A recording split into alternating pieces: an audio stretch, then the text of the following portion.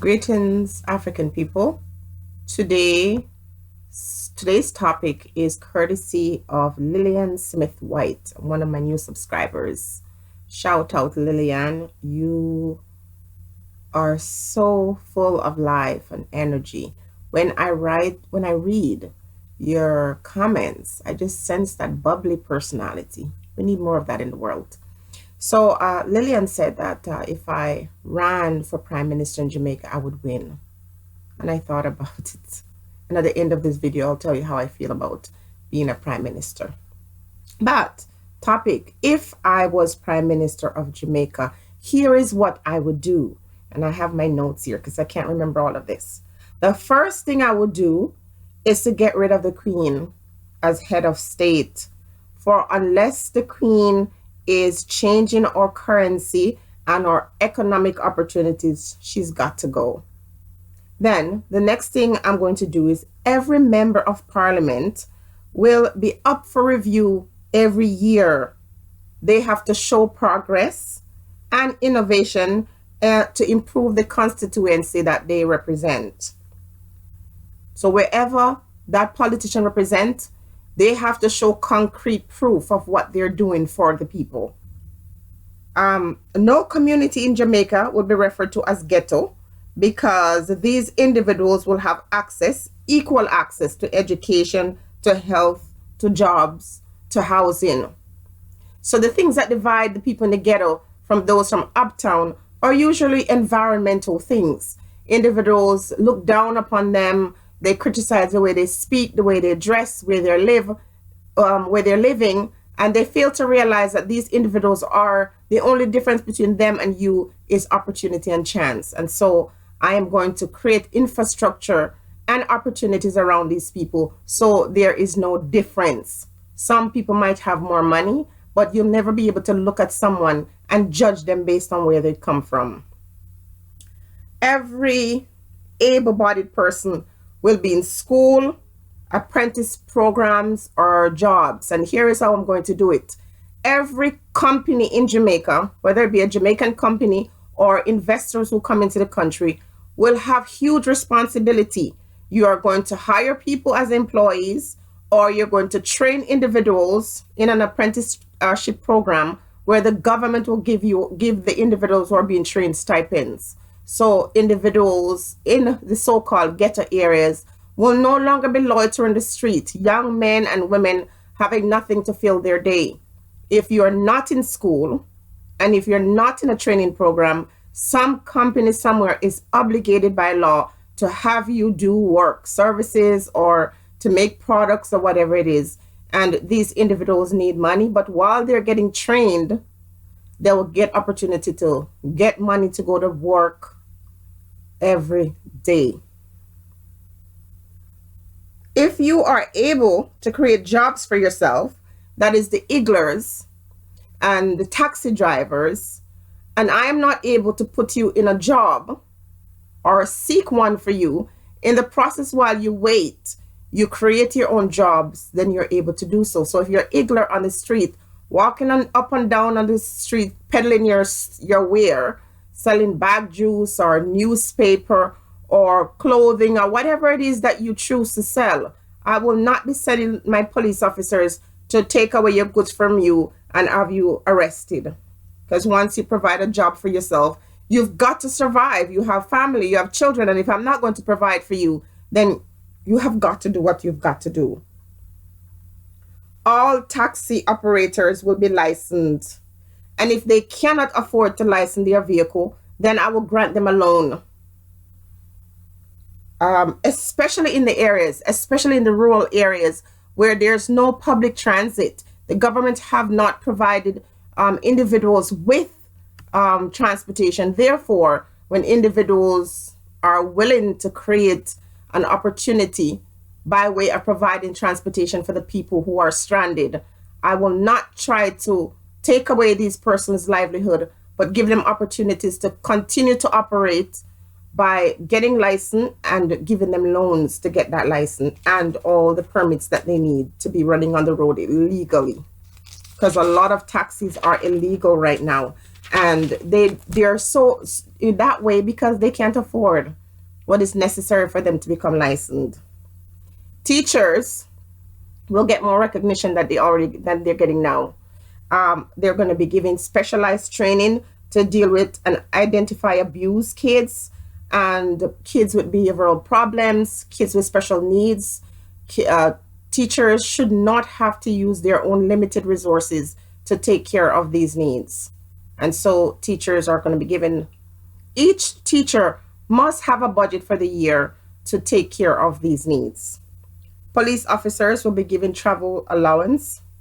I seen where a police officer got killed because she had to be on public transit, and it was robbed and she was murdered. So every police officer, if that person does not have their own private vehicle, they'll be given travel allowance and transportation provided by the government to take them home. And also their conditions improve in terms of better pay so that they're not tempted to get involved with corruption. Investors are invited and they're welcome, but no hotel owners can force employees to work 10 to 12 hours per day on minimum wage. So you pay $1,000 a day and that person has to work long hours. That is not going to happen in my cabinet. It's not going to be happening under my rulership. Whatever benefits individuals in your own country where you come from get in terms of salary and benefits, these are the same things that are going to be afforded to my people. 80% of staff must be Jamaican. So you as a outside person invested in my country, you're welcome to bring some of your staff, but 80% of the people working in your hotel will be Jamaicans.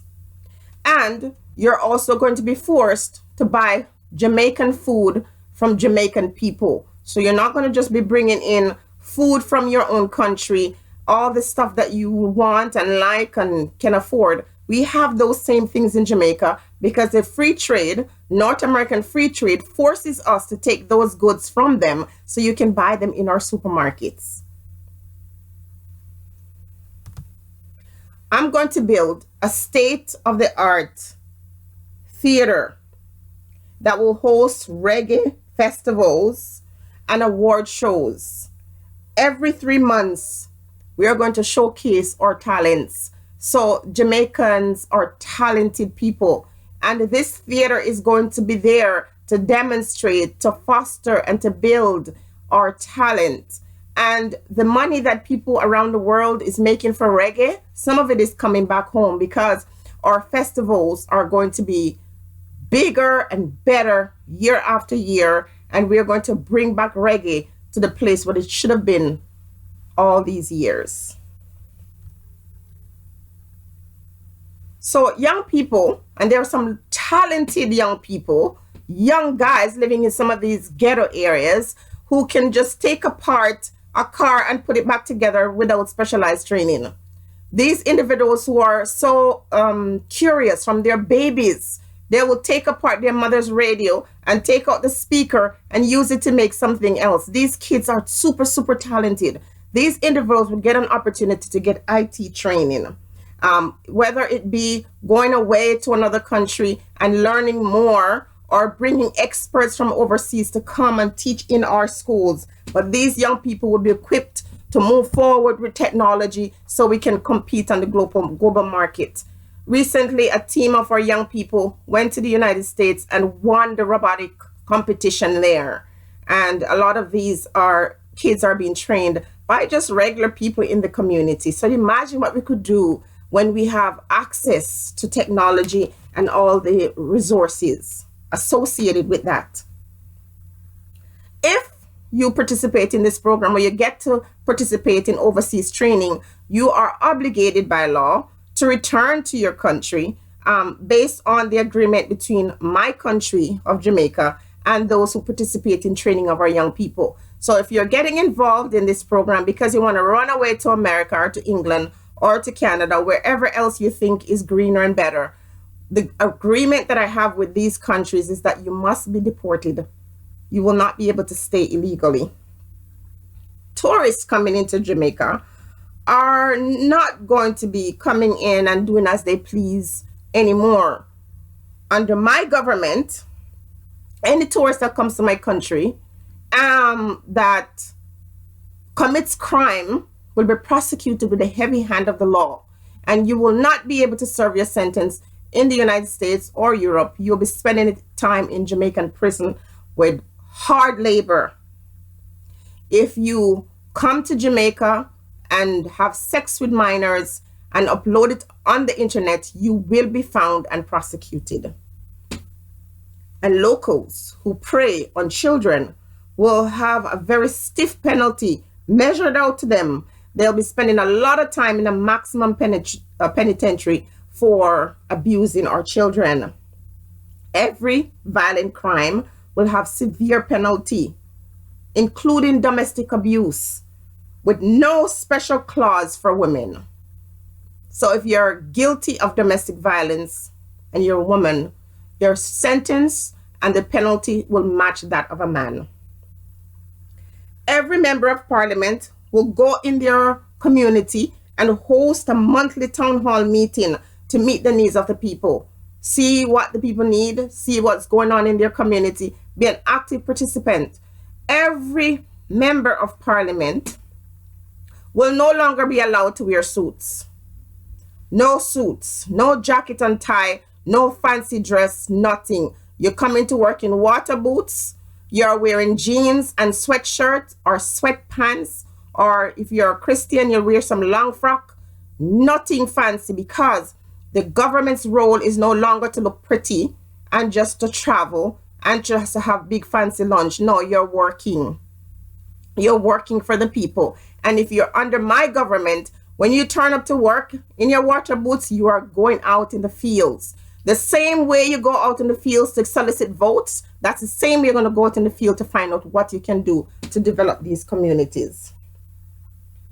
No food that can be grown on our soil will be imported. And if NAFTA forces us to take GMO foods, we take it and we educate the people about not buying it, so it stays there and rot. Every child must go to school in spite of their economic situation. No child will be left behind. And education is going to be free for every child all the way through high school.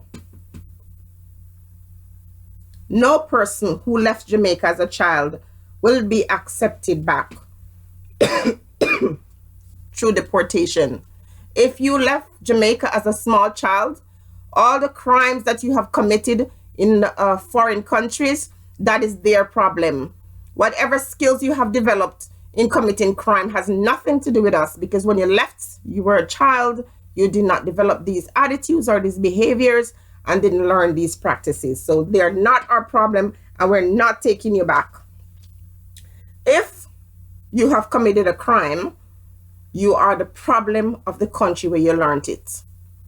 If you're Jamaican and you have done wrong in the past and you have mended your ways and you're no longer a criminal and you feel like coming home, you're always welcome. But you won't be forced, because we won't be accepting you. Those who are deported, those who left Jamaica at an older age and they went to the States and they're illegal aliens, they're drug pushers, they have committed violent crime, they are going to be put to work immediately. So as soon as they land in the country, I have an agreement with some company based on the person's skills. So if you are not educated, you are going to be chopping the roads, you're going to be digging trenches, you're going to be watering gardens, you're going to be working in some government places providing services for us. In exchange for your services, we will provide you with a home and a stipend.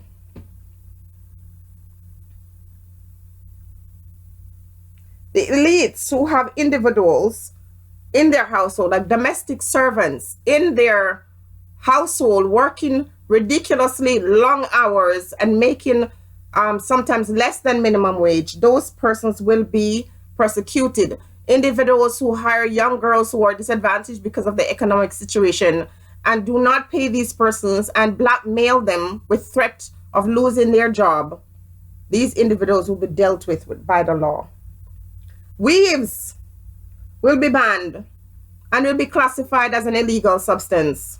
So if you insist on wearing weaves in your hair, you are going to be charged with a crime, because I see that as an insult to our identity. Lottery organizations must contribute to education and marketing. So these lottery companies in our country that is, sort of promising hope to people who are financially stranded, you will have to give back to your community. You have to give money to the educational system. You have to create opportunities for individuals. Proper infrastructure, water in every community. There will not be a community without proper water supply. And we'll have shelters for homeless youth, battered and abused women, and homeless, kids. Every member of parliament is subjected to criminal prosecution if found in corruption. Marijuana, ganja is going to be legalized under my government, with businesses focusing on hemp production for clothing and other goods for medicinal purpose. No outside monopoly. Ganja creation, planted, manufactured, harvested by Jamaican. Complete monopoly on this. Rastafari will be given an apology, a public apology. I'll be back to finish this. I repeat, Rastafari will be given a public apology for what has happened to them in the Coral Garden massacre and the other years of prosecution that they received at the hand of the Jamaican government. A public apology, because Rastafarians have been very instrumental in bringing the legacy of reggae music and the culture of Jamaica to the world.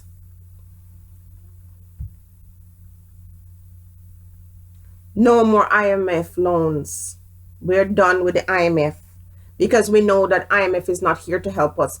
IMF is here to make us be indebted to owe a debt that our next generation cannot pay. And so we don't want any more loans.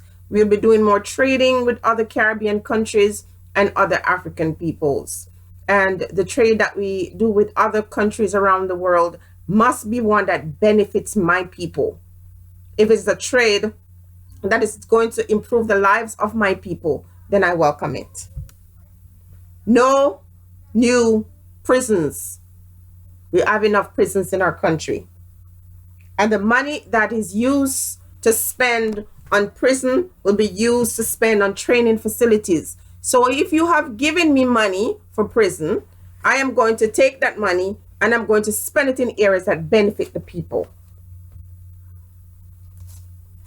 More money will be spent in hospitals and paying our nursing staff and buying technology that would allow us to provide better health care for individuals.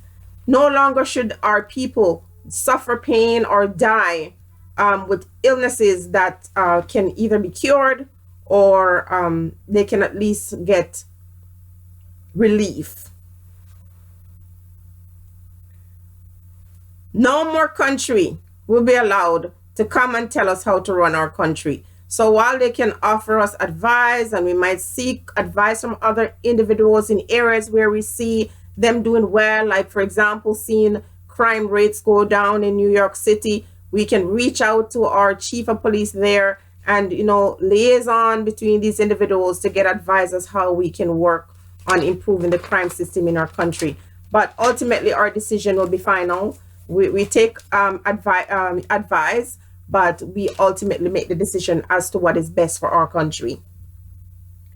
Election will no longer be automatically 4 years, but can be called based on the dissatisfaction of people. So, under my government, if I am not performing, the opposition leader should hold me accountable, and the people should demand an election. If I have promised you these things and I am not doing these things for you, you have all right as voters to call for an early election. If police department cannot curb crime, then the chief of police will be fired. He will be held accountable when he realizes that when we have no changes in violence and crime, then we are going to hold him accountable, and every other police officer will be subjected to performing and to ensure that the country is safe and people are safe. And if you're not doing your job and if crime increases in spite of your job, then you have to go. No alcohol or cigarettes can be sold to children. No dance must have kids in there. And any parent or community member that does not report child abuse or any other thing that facilitate the destruction of children, they will be held accountable. Prisoners will now have to work with companies. So every company will be working along in the prison system, because our prisoners no longer are going to be behind bars resting. They will be working. We will check every prisoner to see what their skills are, examine their ability, and in terms of that, we'll use these individuals. So our prison will now become a training facility. It will also become a place where individuals are contributing to the society by building, by, for example, manufacturing industry, where you have individuals are inside making car parts and things like that. You will also have a textile industry where men and women make clothing for exportation, or we can become a hub where other countries are sending their goods or their products to be built in our prison. The skills and labor will generate income for these individuals when they return to live in the population. And if these individuals have a family, that money that they make, a stipend, will go towards their families. Jamaicans and more Jamaicans will be given the opportunity, whether they live overseas or they live in Jamaica, to build hotels, to build guest houses, to capitalize on the tourist market.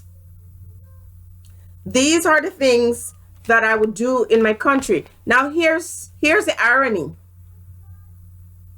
The typical Jamaican person might not want me as a prime minister, because the things that I set out to do are to improve their life. But somehow, because I look like them, and we have a black prime minister right now, but because I look like them, and on top of that, I am saying things that is going to be making their lives better, they're not used to that. They're used to politicians that are dressed in jacket and tie, that doesn't speak to them, that look down upon them, that continue to, show them that they're less than, and promote this division between them.